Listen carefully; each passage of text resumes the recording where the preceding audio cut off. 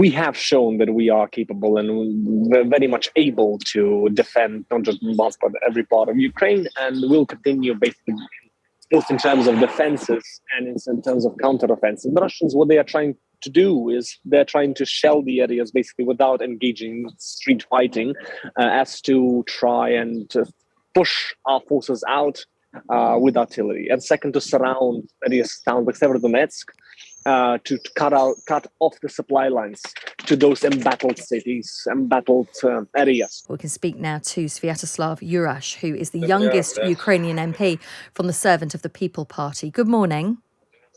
Good morning. We've spoken to you throughout the course of the war, and it seems that it's so sad we've come to this milestone of 100 days. And reflecting back on that, the impact on your country in such a short space of time is quite overwhelming to think of. Indeed, 10 million in terms of displaced people and refugees, tens of thousands, for what we know, are dead. Maybe 100,000 recount all the losses on the civilian, the military, and everything else. The reality is that this is the war that will define our future and will allow us to have that future. And it's by no means finished. Even though the media attention is elsewhere, the reality is the war is raging. And you personally have lost so much. Your partner was killed in the early days of the war. Have you even been able to grieve yet? Have you been able to take a moment to think of your own personal loss, or have you had to focus on your work and getting the message out about the war?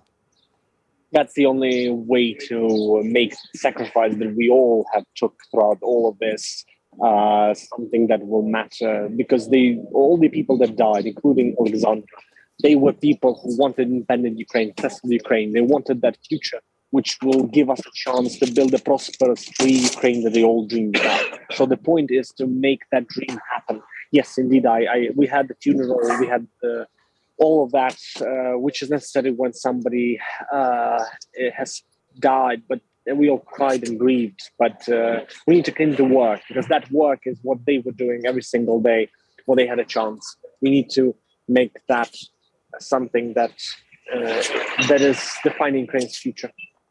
Tell me, where are you in the country right now? Obviously, you don't have to go into specifics, but just tell us what the situation is like where you are and what conditions are like for people. I'm in the moment in Kiev, basically gathering for tomorrow's trip to Donbass, where I was just recently, and delivering different things, and basically waiting for my reposition of my unit to the east in full, basically. But in the meantime, I asked my commander for the right to continue supplying both the civilians and military people things they need to keep the fight going and to give us a fighting chance. So did you say you're going to the Donbass? Yes. I recently was in Donbass, went to Kiev to gather supplies, and tomorrow with 4 trucks going to our base in Donbass to try and provide supplies to the civilians and the military. And tell us, what are conditions like in the area of the Donbass that you're going to? It's artillery. Artillery is being used by the Russians day in, day out. So they are shelling towns, trying to basically force, with indiscriminate killing, locals to leave, Ukrainian military to leave.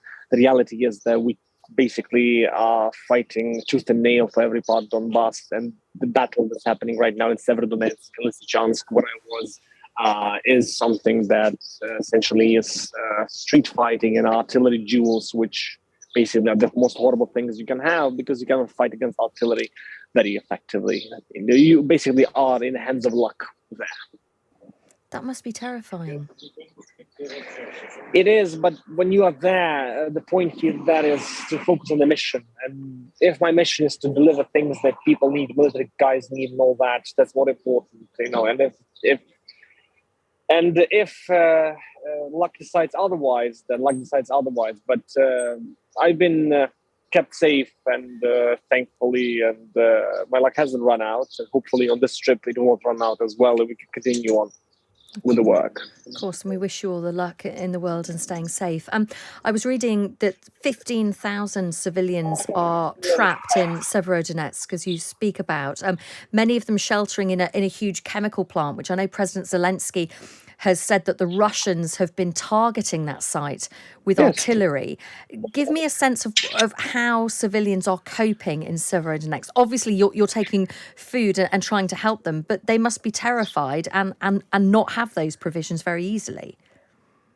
first, it's very hard to quantify how many people are staying in Severodonetsk and Lysychansk and every part of Lugansk region, which is still not occupied by Russia. And the reality is it's very hard to quantify and to try and help them directly. So it's very hard to maintain operations there. There's a great deal of trauma when it comes to the villages that are stuck basically in between the occupation zones and with no trucks and no shops going in and working. Basically, those villages are dying away because in Severodonetsk, at the very least, we deliver many things to the military, including food, and they can help distribute then to the locals. But as far as those villages, nothing goes in there, nothing they get, and those villages is something civilian on the civilian side I'm focusing on. But militarily speaking, when you go to Lysychansk or Severodonetsk, you try to give all the food that you can to the military guy, who then help to locals that they know about and help them with the food. And are civilians able to get out of Severodonetsk at the moment if they want to? Different volunteer organizations are running evacuation all the time to try and get different civilians out, especially the vulnerable categories of population, elderly, children, disabled people, etc. Basically, but still, nothing is enough because Donbass before the war in 2014 was 8 million people, and there are a number of people that are staying in Donbass and suffering continuously because those houses that are getting shelled is all that they have in the world, and they cannot just give them up, and many are deciding to stay, even though the fighting is horrendous. You talk about that horrendous fighting, that street-to-street fighting, the brutality of it. Do you think there is any chance that Ukrainian forces can keep control of the parts of Donbass that they still have, or do you think it's inevitable that Russia will succeed there? We have shown that we are capable and we're very much able to defend not just Donbass but every part of Ukraine, and we'll continue basically both in terms of defenses and in terms of counter-offensive. The Russians, what they are trying to do is they're trying to shell the areas basically without engaging in street fighting, as to try and push our forces out with artillery, and second to surround areas towns like Severodonetsk. To cut off the supply lines to those embattled cities, embattled areas. And my job as well is to try and keep those operations running. And believe me, it's not just me. There are many volunteers who are doing this work day in and day out. And God bless Ukrainians who are trying to maintain both the logistical part and the military part running. Tell me finally, we know that the US has promised these latest long-range missiles. Is that the sort of thing that will help in the Donbass? Very much so. When I mentioned artillery, basically you can knock those artillery, that hell on earth that artillery is doing to those civilians and those military people in towns in Donbass by that long-range, those long-range missile complexes. The point here is that allows basically with one fell swoop to take out the entire Russian artillery barrage. Thank you so much for speaking to us. I realise that you're with your unit and you're very busy, and I'm so grateful to you that you made time to speak to us, and please stay safe. Thank you very much. Thank you. We will hopefully speak again. That is Sviatoslav Yurash. He is, the youngest Ukrainian MP from the Servant of the People Party, but as he's very,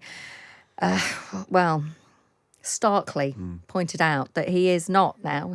He's a fighter. He's fighting for his country. He was in the Donbass. He went to Kiev to pick up supplies, and he's heading back there tomorrow to what, quite frankly, sounds like hell. Yeah.